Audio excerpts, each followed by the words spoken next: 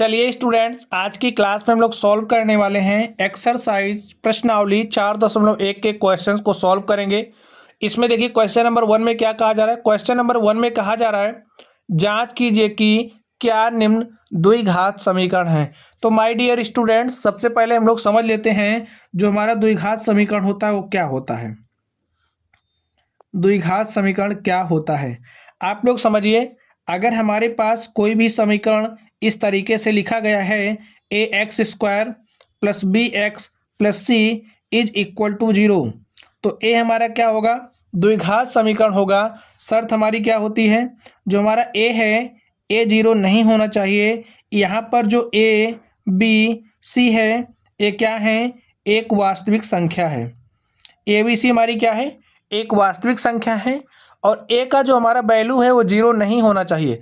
अगर ए का वैल्यू हमारा 0 हो जाएगा तो ये हमारा पूरा 0 हो जाएगा, तो ये हमारा द्विघात समीकरण नहीं रह जाएगा। तो चलिए स्टूडेंट्स, हम लोग क्वेश्चन पे चलते हैं और प्रश्नों को सॉल्व करते हैं। तो चलिए देखिए हमारा पहला क्वेश्चन क्या है। पहले क्वेश्चन को आप लोग देखिए। क्वेश्चन है एक्स प्लस 1 का whole square is equal to twice times of x minus 3। चलिए हम लोग इसको सॉल्व करते हैं। देखिए क्या दिया है, एक्स प्लस 1 का whole square is equal to 2 of x minus 3। आप लोगों को एक्स प्लस 1 का होल स्क्वायर पता होगा। ए प्लस बी का होल स्क्वायर बताइए क्या होता है, a square plus b square plus 2ab। ए हमारा फॉर्मूला है और इसी फॉर्मूले का यूज करेंगे हम लोग यहाँ पे, और इसको ओपन कर दीजिए। तो ओपन कर दीजिए, क्या हो जाएगा, ए स्क्वायर यानी कि x square, b square, b क्या है 1 है, 1 का स्क्वायर प्लस 2ab क्या हो जाएगा 2 इंटू में 1 और इंटू में क्या हो जाएगा x इज इक्वल टू क्या हो जाएगा, इसको 2 से मल्टीप्लाई करेंगे, 2 को x से मल्टीप्लाई करेंगे 2x हो जाएगा, 2 को 3 से मल्टीप्लाई करेंगे 2 3 6, यहाँ पे माइनस है तो चिन्ह क्या हो जाएगा माइनस, प्लस माइनस का मल्टीप्लिकेशन क्या हो जाएगा माइनस। सॉल्व कर लीजिए इसको, क्या हो जाएगा एक्स स्क्वायर, यहाँ पे 1 का स्क्वायर करें क्या हो जाएगा 1 और 2 को x से मल्टीप्लाई करें क्या हो जाएगा 2x is equal to 2x minus 6। अब आप लोग यहाँ पर ध्यान से देखिए, इस 2x को इस तरफ लेकर के आएंगे तो माइनस 2x हो जाएगा, plus 2x minus 2x cancel हो जाएगा, यहाँ से देखिए कैंसिल हो जाएगा। इसको लिखिए एक्स स्क्वायर प्लस 1, इसको इस तरफ लेकर के आएंगे माइनस 6 को इस तरफ लेकर के आइए, देखिए क्या हो जाएगा प्लस 6 हो जाएगा इज इक्वल टू 0। यहाँ पे देखिए क्या हो जाएगा x square plus 7 is equal to 0। यहाँ पे देखिए x square plus 7 is equal to 0। देखिए क्या ए हमारा इस तरीके का है, a x square plus b x plus c is equal to 0। देखिए यहाँ पे एक्स स्क्वायर का गुणांक हमारा क्या है 1 है। तो द्विघात समीकरण होने के लिए हमारे पास क्या चाहिए था, जो हमारा एक्स स्क्वायर का कोफिशिएंट है यानी कि ए हमारा 0 नहीं होना चाहिए। तो यहाँ पे जो ए हमारा है वो 0 नहीं है, तो लिख दीजिए a is not equal to 0। इसलिए यहाँ पे ये जो समीकरण हमें दिया गया है, इसलिए लिखिए दिया गया समीकरण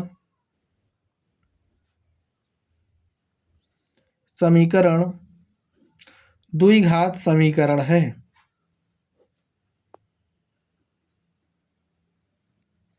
द्विघात समीकरण है।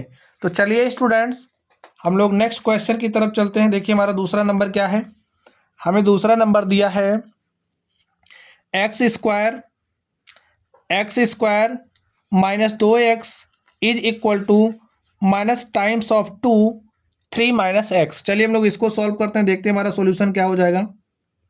लिख लीजिए x square minus 2x is equal to minus 2 into में 3 माइनस एक्स। सॉल्व करते हैं हम लोग इसको, x square minus 2x is equal to क्या हो जाएगा, देखिए इस माइनस 2 को इस 3 से मल्टीप्लाई करेंगे तो 2 3 क्या हो जाएगा 6। देखिए यहाँ पे माइनस है, यहाँ पे प्लस है, प्लस माइनस क्या हो जाएगा माइनस।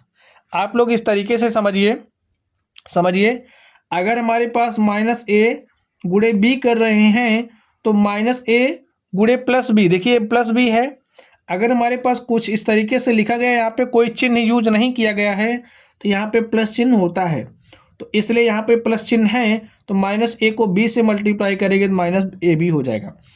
अगर हमारे पास माइनस ए हो और हमने माइनस बी से मल्टीप्लाई किया, तो यहाँ पे हमारे पास ए बी हो जाता है। अगर हमारे पास ए हो और ए हो, तो इसको हम लोग ए स्क्वायर लिखते हैं। इतनी बातें आपको पता होना चाहिए।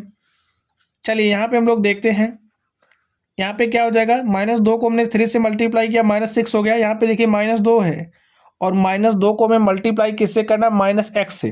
क्या हो जाएगा, 2x, और कैसा 2x हो जाएगा, +2x। चलिए सॉल्व कर लेते हैं हम लोग इसको। एक्स स्क्वायर -2x, यहाँ पे देखिए इस -6 को इस तरफ लेकर के आएंगे तो +6 हो जाएगा। इस +2x को इस तरफ लेकर के आएंगे तो -2x हो जाएगा और बराबर 0। एक्स स्क्वायर -2x कितना हो जाएगा, -4x + 6 इज इक्वल टू 0। आप लोग इसको देख करके बताइए, क्या ये जो हमारा समीकरण है एक द्विघात समीकरण है, आप लोग इससे कंपेयर कर लीजिए। ax square plus bx plus c is equal to 0। देखिए ax यहाँ पे x स्क्वायर है और इसका जो गुणांक है वो हमारा क्या है, 1 है, तो लिख दीजिए a is not equal to 0। इसलिए यहाँ पे जो हमें समीकरण दिया गया इसमें a 0 नहीं है, तो a 0 नहीं है, तो इसलिए जो हमें समीकरण दिया गया है क्या है, एक द्विघात समीकरण लिख दिए। इसलिए दिया गया समीकरण एक द्विघात समीकरण है, द्विघात समीकरण है। तो इस तरीके से हमने इसको सॉल्व किया। चलिए स्टूडेंट्स हम लोग नेक्स्ट क्वेश्चन की तरफ चलते हैं। तो चलिए स्टूडेंट्स हम लोग क्वेश्चन नंबर 3 को सॉल्व करते, देखते हमारा इसको सॉल्यूशन क्या हो जाएगा। देखिए हमें क्या दिया, हमें दिया है x - 2 x + 1 is equal to x - 1 और क्या दिया है, x + 3। हम लोग इसको सॉल्व कर लेते हैं। सॉल्व करिए, देखिए इससे आप इसमें मल्टीप्लाई करिए। हमने x को x से मल्टीप्लाई किया तो क्या हो गया, x स्क्वायर। फिर इस x से इस 1 में मल्टीप्लाई करेंगे तो x गुणे 1 हमारे पास क्या हो जाएगा, x। फिर -2 से x में मल्टीप्लाई करेंगे तो -2x हो जाएगा। नेक्स्ट देखिए इस -2 से 1 में मल्टीप्लाई करेंगे तो -2 हो जाएगा। चलिए नेक्स्ट देखते हैं, x से x में मल्टीप्लाई करिए, x स्क्वायर हो गया। इस x से 3 में मल्टीप्लाई करेंगे तो 3x हो जाएगा। -1 से x में मल्टीप्लाई करेंगे -x हो जाएगा, और -1 से +3 में मल्टीप्लाई करेंगे -3 हो जाएगा। आप लोग समझिए, जैसे हमने इस तरीके से मल्टीप्लाई किया, ये माइनस है ये प्लस है, तो यहाँ पे क्या आ जाएगा, माइनस। इसी तरीके से हमने मल्टीप्लाई किया। चलिए हम लोग हल कर लेते हैं। देखिए यहाँ पे +x स्क्वायर, यहाँ पे +x स्क्वायर कैंसिल हो जाएगा। आप इसको इस तरफ लेकर के आइएगा तो यहाँ पे प्लस है माइनस है 0 हो जाएगा। चलिए नेक्स्ट देखते हैं, x - 2x है, तो x में से 2x घटाइएगा, x - 2x तो क्या हो जाएगा, -x - 2। इस +3x को इधर लेकर के आइए तो -3x हो गया। इस -x को इधर लेकर के आएंगे +x हो जाएगा। -3 को इस तरफ लेकर के आएंगे +3 हो जाएगा, और हमारा इज इक्वल टू 0 हो जाएगा। देखिए -x + x, अब यहाँ पे क्या बचा, -3x, 3 में से 2 घटाइएगा तो 1 हो जाएगा, इज इक्वल टू 0। हमारा 3x - 1 इज इक्वल टू क्या हो गया, 0 हो गया। आप लोग इसको कंपेयर करिए, यहाँ पे हम लोग क्या लिख सकते हैं, 0x स्क्वायर लिख सकते हैं, क्योंकि इससे मल्टीप्लाई करेंगे तो 0 आ जाएगा। चलिए इससे कंपेयर करिए, ax square plus bx plus c is equal to 0 से आप कंपेयर करिए तो देखिए क्या है, हमारा a इज इक्वल टू 0 है, a इज इक्वल टू 0 है, इसलिए a जो हमारा समीकरण है एक द्विघात समीकरण नहीं है, लिख दीजिए। इसलिए दिया गया समीकरण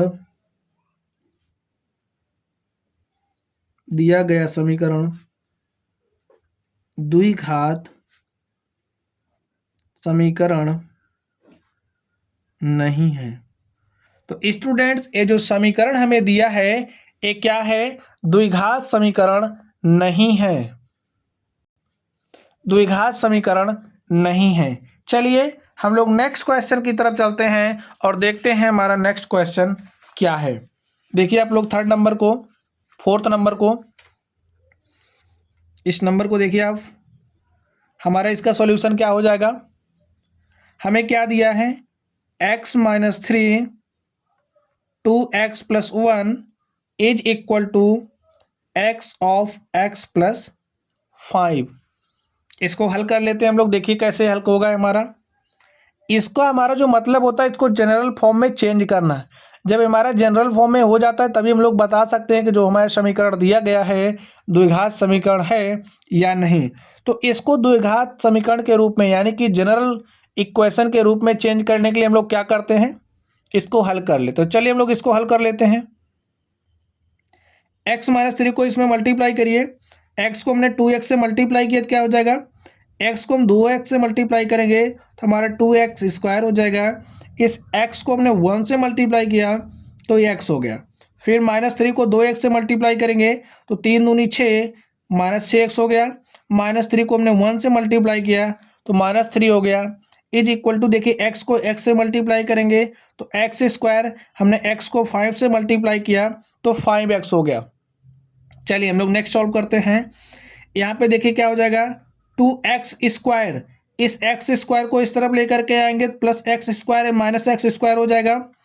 यहाँ पे देखिए माइनस 6x प्लस x, तो क्या बचेगा माइनस 5x। इस 5x को इस तरफ लेकर के आएंगे तो माइनस 5x हो जाएगा। और यहाँ पे माइनस 3 इज इक्वल टू क्या हो गया 0। 2x स्क्वायर में से x स्क्वायर घटा दीजिए तो यहाँ पे क्या बचेगा एक्स स्क्वायर। 2 में से 1 घटाइएगा कितना आएगा 1 आएगा।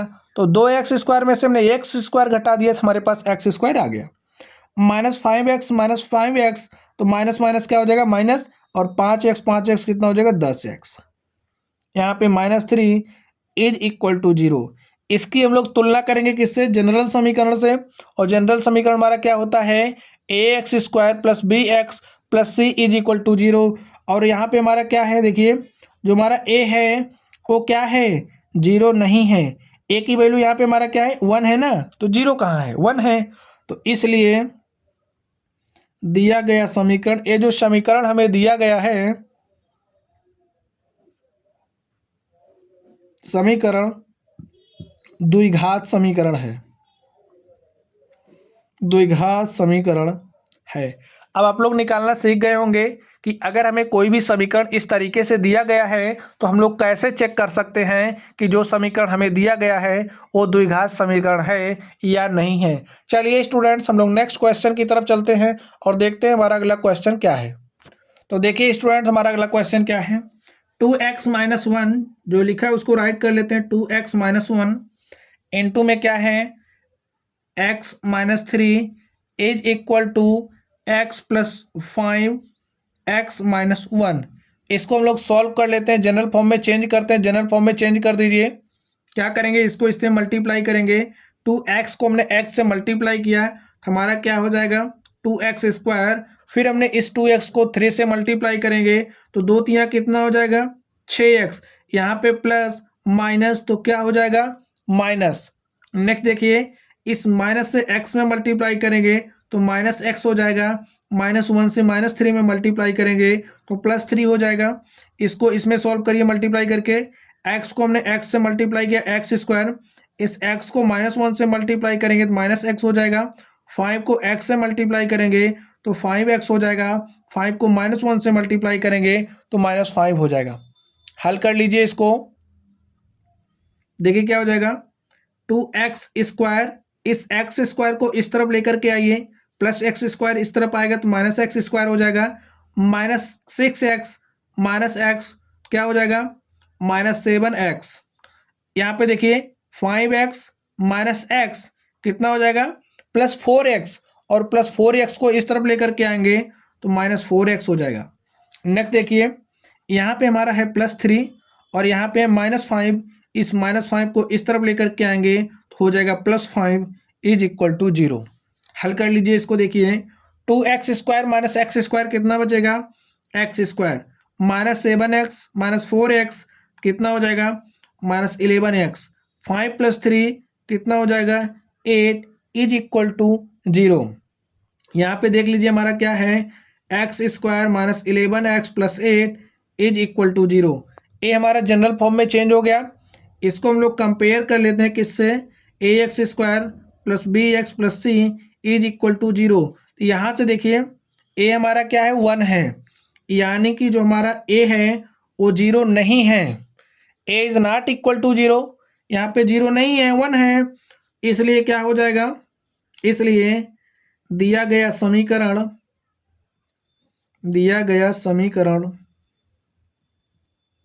द्विघात समीकरण है। कैसा है, द्विघात समीकरण है। चलिए हम लोग नेक्स्ट चलते हैं, इसको सॉल्व करते हैं। यहाँ पे देखिए हमारा क्या हो जाएगा इसका सॉल्यूशन। चलिए हम लोग इसको सॉल्व कर लेते हैं।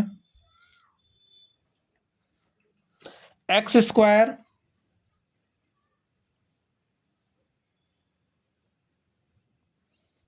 देखिए क्या हो जाएगा, x square plus 3x plus 1 is equal to क्या है, x माइनस 2 का होल स्क्वायर। इसको ओपन कर लीजिए, लिखिए x square plus 3x plus 1 is equal to, यहाँ पे क्या हो जाएगा एक्स स्क्वायर और यहाँ पे क्या हो जाएगा 4 माइनस हो जाएगा 2 दूनी 4x। इसको देखिए यहाँ से हमारा एक्स स्क्वायर, देखिए एक्स स्क्वायर इस एक्स स्क्वायर से कैंसिल हो जाएगा। यहाँ पे है 3x ई माइनस 4x इस तरफ आएगा तो हमारा हो जाएगा 4x। यहाँ पे है प्लस 1, इस 4 को इस तरफ लेकर के आएंगे -4 is equal to 0। 3x plus 4x क्या हो जाएगा 7x। यहाँ पे 1 माइनस 4 क्या हो जाएगा -3 इज इक्वल टू 0। अब आप लोग यहाँ से देखिए इसको हम लोग क्या लिख सकते हैं, 0x स्क्वायर, इसकी तुलना कर लीजिए a x square plus b x plus c is equal to 0 से। तो यहाँ से देखिए हमारा ए इज इक्वल टू क्या है 0, ए इज इक्वल टू 0 हो गया। इसलिए यहाँ पे ये जो समीकरण हमें दिया गया है वो क्या है, द्विघात समीकरण नहीं है। इसलिए दिया गया समीकरण द्विघात समीकरण नहीं है, नहीं है। तो स्टूडेंट्स आप लोग समझ रहे होंगे। चलिए हम लोग नेक्स्ट क्वेश्चन की तरफ चलते हैं और देखते हैं हमारा क्वेश्चन क्या है। तो स्टूडेंट्स आप लोग क्वेश्चन को देखिए, क्वेश्चन हमारा क्या है, x प्लस 2 का whole cube is equal to 2x of x square minus 1। चलिए हम लोग इसको सॉल्व कर लेते हैं, देखते हैं हमारा सोल्यूशन क्या हो जाएगा। हमें क्या दिया है, x प्लस 2 का whole cube is equal to 2x of x square minus 1। इसको हम लोग हल कर लेते हैं, हल कर लीजिए। देखिए a प्लस बी का होल क्यूब हमारा कुछ इस तरीके से बन रहा है। देखिए a प्लस बी का होल क्यूब बन रहा है, तो हमारा इसका फॉर्मूला क्या हो जाएगा, देखिए इसका फॉर्मूला क्या होता है, a cube plus b cube plus 3ab bracket में a प्लस बी। ए हमारा फॉर्मूला होता है, इसी फॉर्मूले का यूज़ करेंगे हम लोग। यहाँ पे देखिए क्या हो जाएगा, यहाँ से हमारा हो जाएगा एक्स क्यूब, बी क्या है 2 है, तो 2 का क्यूब करेंगे, 2 दूनी 4 दूनी 8 हो जाएगा, प्लस 3ab, 3 इंटू ए क्या है एक्स है, बी क्या है 2 है, ब्रैकेट में a प्लस बी, तो a प्लस बी क्या है x plus 2 is equal to क्या हो जाएगा, 2x को इसमें मल्टीप्लाई करेंगे तो 2x को एक्स स्क्वायर से मल्टीप्लाई करेंगे 2x क्यूब हो जाएगा। देखिए प्लस माइनस माइनस हो जाएगा, 2x को 1 से मल्टीप्लाई करेंगे तो 2x हो जाएगा। हल कर लीजिए इसको, एक्स क्यूब प्लस 8 प्लस देखिए 3 दूनी 6x हो गया, यहाँ पे 6x x plus 2 is equal to 2x cube minus 2x। Solve करते हैं इसको, x cube plus 8 plus 6x को हमने इससे मल्टीप्लाई किया तो 6x स्क्वायर हो जाएगा, 6x को 2 से मल्टीप्लाई किया तो 6 दूनी 12x हो गया। यहाँ पे देखिए 2x minus 2x cube minus 2x, इसको आप इस तरफ भेजिए, x cube minus 2x cube हो जाएगा, हमने इसको इस तरफ लेकर के आए हम। अब यहाँ पे क्या है 6x स्क्वायर है तो 6x स्क्वायर लिख लो आप। अब देखिए क्या है 12x और इस माइनस 2x को इधर लेकर के आएंगे, देखिए यहाँ पे 12x है, माइनस 2x इधर आया, प्लस क्या हो गया 2x, और यहाँ पे है क्या plus 8 is equal to 0। Next देखिए एक्स क्यूब माइनस 2x3, तो यहाँ पे क्या बचेगा minus x cube plus 6x² 12x plus 2x कितना हो जाएगा 14x plus 8 is equal to 0। और आप लोग यहाँ से देखिए हम क्या लिख सकते हैं एक्स क्यूब हम माइनस कॉमन ले रहे हैं, ठीक है, माइनस हमने इस तरीके से कॉमन किया तो यहाँ पे क्या हो जाएगा 6x² minus 14x minus 8 is equal to 0। इस माइनस को इस तरफ भेजेंगे तो क्या हो जाएगा x cube minus 6x² minus 14x minus 8 is equal to 0। अब आप लोग देखिए इससे तुलना कर लीजिए, देखिए क्या है ax² plus bx plus c is equal to 0। यहाँ पे ए हमारा 0 तो नहीं है, लेकिन यहाँ पे देखिए जो मैक्सिमम पावर है कितना है 3 है, तो मैक्सिमम पावर 3 होने के कारण ये हमारा त्रिघात समीकरण है। कैसा समीकरण है? त्रिघात समीकरण है। इसलिए ये जो समीकरण हमें दिया गया है ये द्विघात समीकरण नहीं है, एक त्रिघात समीकरण है। तो लिख दीजिए इसलिए x की मैक्सिमम पावर कितना है यहाँ पे देखिए 3 है, और x की मैक्सिमम पावर 3 होने के कारण ये हमारा एक त्रिघात समीकरण हो गया, द्विघात समीकरण नहीं है। लिखिए इसलिए दिया गया समीकरण द्विघात समीकरण नहीं है, क्योंकि इसकी जो मैक्सिमम पावर है क्या हो गई 3 हो गई। चलिए अब हम लोग नेक्स्ट क्वेश्चन की तरफ चलते हैं और देखते हैं हमारा अगला क्वेश्चन क्या है। तो देखिए स्टूडेंट हमारा नेक्स्ट क्वेश्चन क्या है, देखते हैं हमारा इसका सॉल्यूशन क्या हो जाएगा। X cube minus 4x² minus x plus 1 is equal to x minus 2 का होल क्यूब। क्या दिया है? x माइनस 2 का होल क्यूब। अभी अभी हमने a प्लस बी का होल क्यूब देखा, और a हमारा किस टाइप का है? a हमारा a माइनस बी के होल क्यूब का टाइप है। तो आप लोग देखिए कुछ इस तरीके से है, a माइनस बी का होल क्यूब है, और इसका फॉर्मूला हमारा क्या होता है a cube minus b cube minus 3 times of a b bracket में a माइनस बी। देखिए जो हमारा प्लस वाला होता था, प्लस वाले हमारा सब जगह प्लस होता था, माइनस वाले में हमारा जो भी चिन्ह यूज होगा कैसा होगा माइनस होगा। तो वैल्यूज रख दीजिए, a हमारा क्या है देखिए x है, तो यहाँ पे क्या हो जाएगा एक्स क्यूब, b क्या है b का वैल्यू 2 है तो यहाँ पे 2 रख दीजिए, तो 2 दूनी 4 दूनी 8 हो गया माइनस 3। a क्या है x है, देखिए a यहाँ से क्या है x है, और b हमारा क्या है 2 है, यहाँ पे 2 रख दीजिए। फिर क्या है a माइनस बी यानी कि x माइनस 2, और यहाँ से देखिए क्या हो जाएगा एक्स क्यूब माइनस 8 माइनस 3 दूनी 6x हो गया, और ब्रैकेट में x माइनस 2। हल कर लीजिए इसको थोड़ा सा, और एक्स क्यूब माइनस 8 माइनस, अब देखिए 6x को x में मल्टीप्लाई करेंगे तो क्या हो जाएगा 6x²। यहाँ पे देखिए माइनस 6 है, यहाँ पे प्लस है, तो माइनस प्लस माइनस हो गया, चिन्ह सही है। अब देखिए माइनस 6x को माइनस 2 से मल्टीप्लाई करेंगे तो माइनस माइनस हो जाएगा प्लस, और 6x को 2 से मल्टीप्लाई किया तो 6 दूनी क्या हो जाएगा 12x। हमारा कुछ इस तरीके से हो गया। इसको हम लोग कैसे लिख सकते हैं देखिए x cube minus 6x² plus 12x minus 8। अब हम लोग इसको कहाँ पे रख देंगे, ये हमारा क्या है x माइनस 2 का होल क्यूब। अब इसके स्थान पर हम लोग यही रख देंगे, तो रख दीजिए क्या हो जाएगा x cube minus 6x² plus 12x minus 8, और इस तरफ हमारा क्या है देखिए x cube minus 4x² minus x plus 1। अब आप लोग ध्यान से देखिए a वाला एक्स क्यूब इस एक्स क्यूब से कैंसिल हो जाएगा। अब यहाँ पे minus 4x² minus x plus 1, और a माइनस 6x² इधर आएगा प्लस 6x² हो जाएगा, प्लस में हो जाएगा।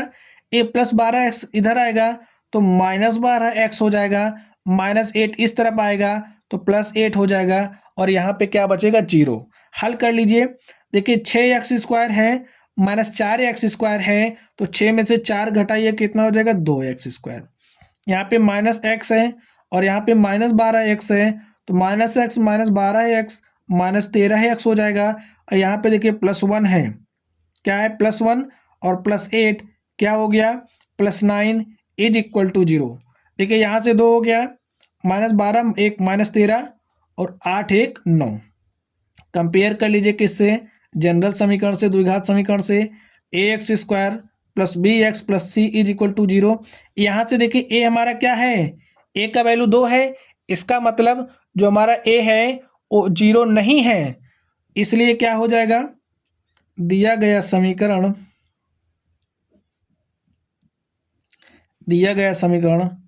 द्विघात समीकरण है। तो माय डियर स्टूडेंट्स, इस तरीके से हमने इसको सॉल्व किया। चलिए अब हम लोग नेक्स्ट क्वेश्चन की तरफ चलते हैं और देखते हैं हमारा अगला क्वेश्चन क्या है। तो क्वेश्चंस को पढ़िए आप लोग स्टूडेंट्स। क्वेश्चन नंबर 2 हमारा क्या है, निम्न स्थितियों को द्विघात समीकरणों के रूप में व्यक्त कीजिए। तो यहाँ पर देखिए हमें कुछ क्वेश्चंस दिया गया है, इस तरीके से हमें क्वेश्चन दिया गया है और इसको हमें क्या करना है, द्विघात समीकरणों के रूप में व्यक्त करना है। तो चलिए स्टूडेंट्स हम लोग इसको सॉल्व करते हैं, देखते हैं इसका सॉल्यूशन क्या हो जाएगा। हमें इसको करना क्या है, द्विघात समीकरणों के रूप में व्यक्त करना है। तो चलिए हम लोग इसको सॉल्व करते हैं। देखिए क्या कहा जा रहा है क्वेश्चन में, क्वेश्चन को पढ़िए। एक आयताकार भूखंड का क्षेत्रफल 528 मीटर स्क्वायर है। यहाँ पे समझिए हमारे पास क्या है, एक कोई आयताकार भूखंड है और ये जो आयताकार भूखंड है इसका क्षेत्रफल हमें कितना दिया है, इसका क्षेत्रफल हमें दिया है 528 मीटर स्क्वायर। नेक्स्ट देखिए क्या कहा जा रहा है, क्षेत्र की लंबाई चौड़ाई के दुगने से एक अधिक है। ए हमारी क्या है, ए हमारी लंबाई है और ए हमारी क्या है, ए हमारी चौड़ाई है। ने कहा, इसमें कहा क्या जा रहा है, क्षेत्र की लंबाई, ए जो हमारा क्षेत्र है इसकी जो लंबाई, यही लंबाई है, लंबाई क्या है, चौड़ाई के दुगने से एक अधिक है। तो चौड़ाई हमने मान लिया क्या है, एक्स है। तो लिखते भी चलिए, माना आयताकार भूखंड की चौड़ाई, आयताकार भूखंड की चौड़ाई बराबर x मीटर। अब चौड़ाई x मीटर हो गई तो लंबाई हमारी क्या हो जाएगी, देखिए क्षेत्र की लंबाई चौड़ाई के दुगने से एक अधिक है। चौड़ाई x है तो चौड़ाई का दुगना क्या हो जाएगा, 2x, और दुगने से क्या है, एक अधिक है, यानी कि हमारी लंबाई क्या हो जाएगी, 2x प्लस 1। तो लिखिए इसलिए लंबाई क्या हो जाएगी, लंबाई बराबर 2x प्लस 1 मीटर हो जाएगी। और देखिए क्या कहा जा रहा है, हमें भूखंड की लंबाई और चौड़ाई ज्ञात करनी है। भूखंड की क्या निकालनी है, लंबाई और चौड़ाई। लिखिए प्रश्नानुसार आप लोग बताइए, जो हमारा आयत होता है, आयत का क्षेत्रफल क्या होता है, लंबाई गुणे चौड़ाई। लिख दीजिए, हम जानते हैं आयत का क्षेत्रफल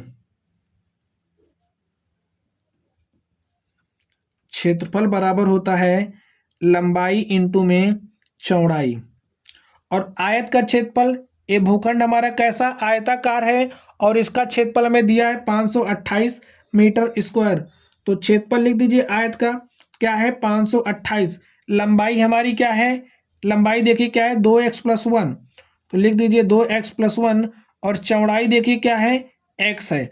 इसको हम लोग हल कर लेते हैं, हल करिए, x को 2x से मल्टीप्लाई करिए, क्या हो जाएगा, 2x स्क्वायर, इससे मल्टीप्लाई किया तो x हो गया, और यहाँ पे हमारे पास क्या आ गया, 528। लिख दीजिए 2x स्क्वायर प्लस x, इस 528 को इधर लेकर के आएंगे तो माइनस 528 इज इक्वल टू 0। इस तरीके से आ गया। इसको देखिए हम लोग कैसे लिख सकते हैं, इसको इस तरफ लेकर इसको पलट दीजिए, हो जाएगा 2x square plus x minus 528 is equal to 0। देखिए जो हमें स्थिति दी गई थी उस स्थिति को हमने दो घात समीकरण के रूप में लिख दिया, यही हमारा क्या हो गया, यही हमारा आंसर हो गया। तो चलिए स्टूडेंट्स हम लोग नेक्स्ट क्वेश्चन की तरफ चलते हैं। नेक्स्ट क्वेश्चन देखते हैं हमारा क्या है।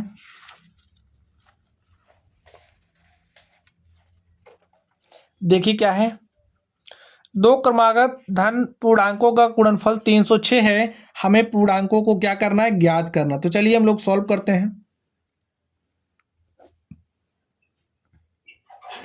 हम मान लेते हैं हमारा जो पहला पूर्णांक है क्या है, x है।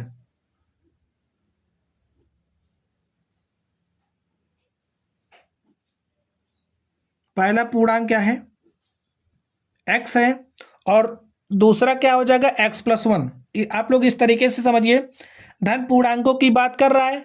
अगर हमने पहला पूर्णांक x लिया तो x के बाद हमारा क्या आएगा, एक हमने पहला पूर्णांक अगर 1 लिया तो दूसरा हमारा क्या हो जाएगा, 2 हो जाएगा, तीसरा हमारा क्या हो जाएगा, 3 हो जाएगा। तो अगर हमने इसको x लिया तो x में जब हम लोग 1 जोड़ देंगे तभी तो हमें एक अगला पूर्णांक मिलेगा।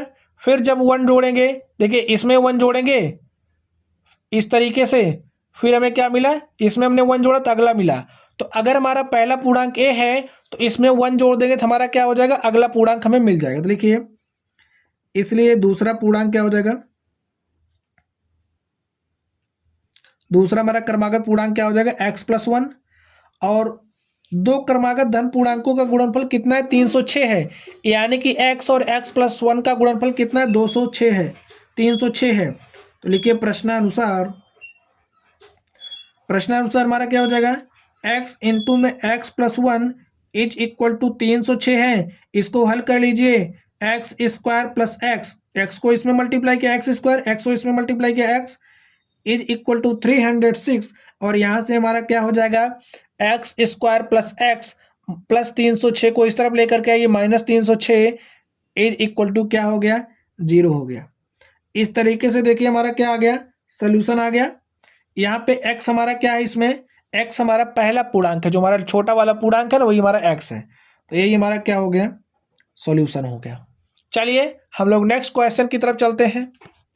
तो क्वेश्चन पढ़िए आप लोग स्टूडेंट्स। रोहन की माँ उससे 26 वर्ष बड़ी है, उनकी आयु का गुणनफल अब से 3 वर्ष पश्चात 360 हो जाएगा। हमें रोहन की वर्तमान आयु ज्ञात करनी है। हमें क्या ज्ञात करनी है, हमें रोहन की वर्तमान आयु ज्ञात करनी है। तो आप लोग क्वेश्चन को पढ़िए। रोहन की माँ उससे 26 वर्ष बड़ी है। अब अगर प्रेजेंट टाइम की बात करें, ये हमारा प्रेजेंट टाइम है, यहाँ पे हमारा समझिए कौन है, रोहन है, यहाँ पे रोहन की माँ है, लिख दो, यहाँ पे रोहन है, यहाँ पे रोहन की माँ है, रोहन्स मदर, इस तरीके से है। अब अगर हमारा रोहन x वर्ष है तो इसकी जो मम्मी है, इसकी जो माँ है, कितने वर्ष की हो जाएगी, x + 26, क्योंकि रोहन से 26 वर्ष बड़ी है। 3 वर्ष पश्चात, देखिए 3 वर्ष पश्चात यानी कि 3 वर्ष के बाद। अब 3 वर्ष के बाद क्या हो जाएगा, रोहन की उम्र में 3 साल वृद्धि हो जाएगी, 3 साल की। जो रोहन की माँ है उनकी भी जो उम्र है उनमें भी 3 साल की वृद्धि हो जाएगी। तो x + 26 + 3 कितना हो जाएगा, x + 29 हो गया। यानी कि 3 वर्ष बाद रोहन की आयु x + 3 हो जाएगी, और रोहन की जो माँ है उनकी आयु x + 29 हो जाएगी। लिख लीजिए, माना, क्वेश्चन आप लोगों की समझ में आ गया होगा, लिखिए, माना रोहन की उम्र, रोहन की वर्तमान उम्र बराबर x वर्ष रोहन की माँ की उम्र,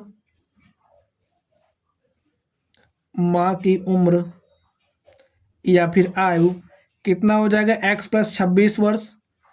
लिखिए प्रश्नानुसार क्या हो जाएगा, 3 वर्ष पश्चात,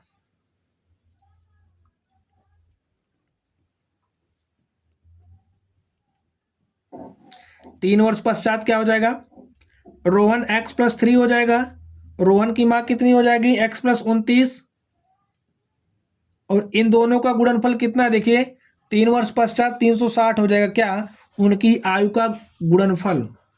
तो 360 लिख दो, इसको हल कर लो, हल करिए, देखिए क्या हो जाएगा, इससे मल्टीप्लाई करो तो x को हमने x से मल्टीप्लाई किया, x² हो गया, x को 29 से मल्टीप्लाई करेंगे तो 29x हो जाएगा। फिर 3 को x से मल्टीप्लाई करेंगे तो 3x, 3 को 29 से मल्टीप्लाई किया तो 29 दिया कितना होता है, 87, लिख लो, इज इक्वल टू 360। हल कर लो स्टूडेंट्स इसको, देखिए क्या हो जाएगा, x², 3x + 29x कितना हो जाएगा, 29 3 32x, यहाँ पे +87 है।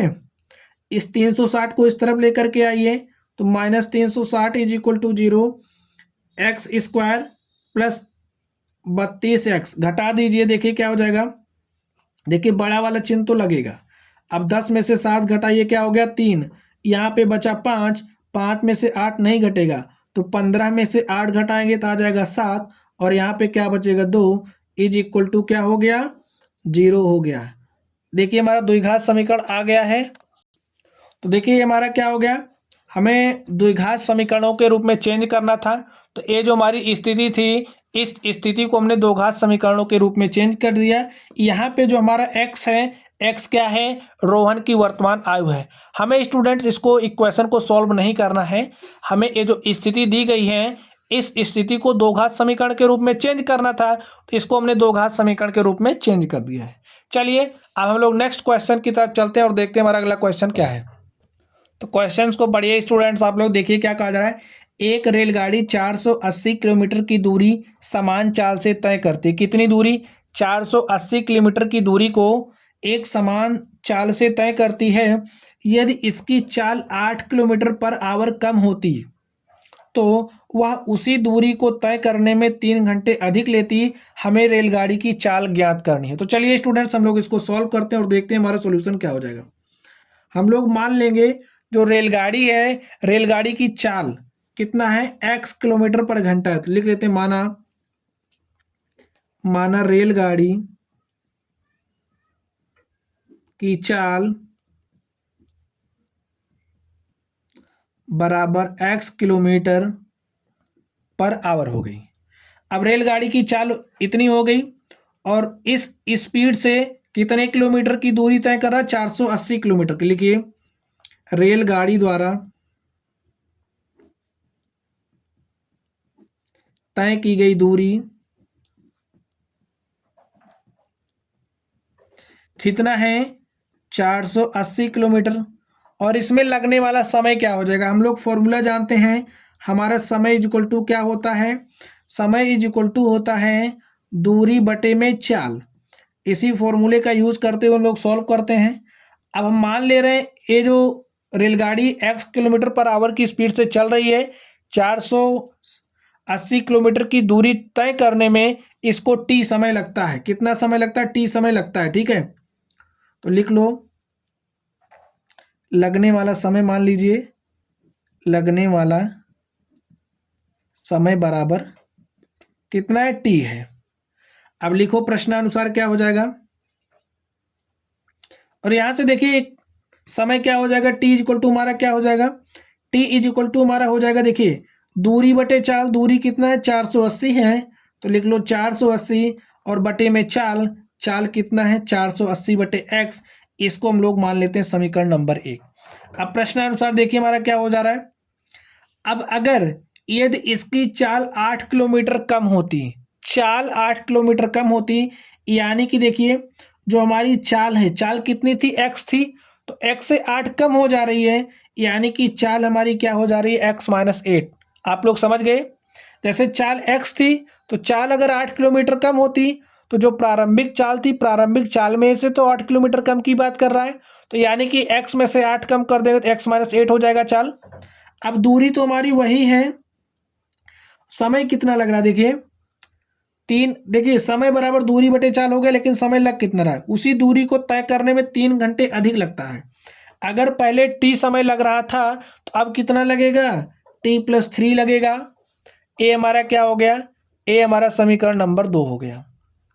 समीकरण 1 से t का मान समीकरण 2 में रख दीजिए। लिखिए समीकरण 1 से समीकरण 2, समीकरण 1 में करेक्शन कर लिए, समीकरण 2 में, समीकरण 2 में t का मान समीकरण 1 से रखने पर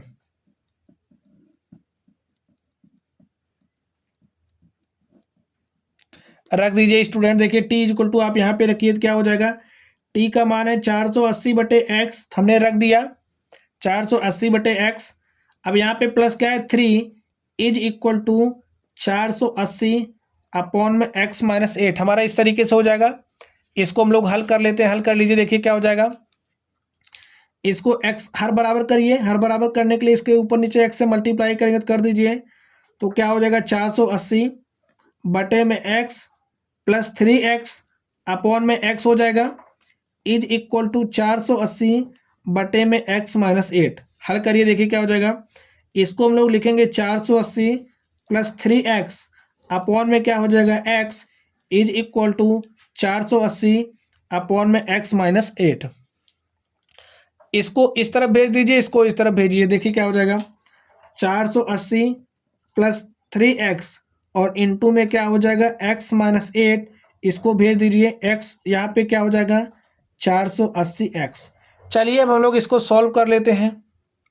तो स्टूडेंट्स हम लोग इसको सॉल्व करते हैं, देखिए क्या हो जाएगा 480 को x से मल्टीप्लाई करिए तो क्या हो जाएगा 480x, फिर 480 को 8 से मल्टीप्लाई करना है तो यहाँ पे देखिए प्लस है माइनस है, प्लस माइनस क्या हो जाएगा माइनस, मल्टीप्लाई करो 8 शून्य शून्य, 8 हटाई 64 के 4 हासिल 6 और 8 चौक 32 6 38। चेक कर लो 8 शून्य शून्य, 8 हटाई 64 के 4 हासिल 6 और 8 चौक 32 6 38। इस तरीके से हो गया हमारे पास। चलिए अब 3x से इसमें मल्टीप्लाई करिए, 3x से इसमें मल्टीप्लाई किया 3x स्क्वायर हो गया, 3x से माइनस 8 में मल्टीप्लाई करें 3 और 24x हो गया इज इक्वल टू देखिए क्या हो जाएगा 480x। इतना आ गया। तो देखिए क्या हो जाएगा, यहाँ पे 480x है और यहाँ पे माइनस 24x। इसको देखिए 480x से 480x कैंसिल हो गया और यहाँ पे हमारा क्या हो जाएगा 3x square minus 24x minus 3840 is equal to 0। आप 3 में 3 कॉमन कर लीजिए, देखिए क्या हो जाएगा 3 हमने कॉमन किया तो यहाँ पे बचा x स्क्वायर माइनस क्या हो जाएगा 8x। इसको भी 3 से काटिए, 3 एक के 3, 3 दूनी 6, 2 8, 3 8 24, 3 शून्य शून्य। चेक कर लीजिए 3 एक के 3, 3 दूनी 6, 2 8 और 3 8 24, 3 शून्य शून्य इज इक्वल टू 0। अब ये हमारा जो 3 है ये इक्वल टू 0 तो हो नहीं सकता, तो हमारा कौन 0 हो जाएगा x square minus 8x minus 1280 is equal to क्या हो गया 0 हो गया। यही हमारा क्या हो गया, ये देखिए हमारा द्विघात समीकरण बन चुका है। तो यहाँ पे ये जो स्थिति हमें दी गई थी उस स्थिति को हमने द्विघात समीकरण के रूप में चेंज कर दिया। आप लोग देख लीजिए यहाँ पे ये जो स्थिति हमें दी गई है इस स्थिति को हमने यहाँ पर देखिए द्विघात समीकरण के रूप में चेंज कर दिया है और यही हमारा क्या हो गया, यही हमारा आंसर हो गया। तो माय डियर स्टूडेंट्स इस तरीके से हमने इस प्रश्नावली को समाप्त किया।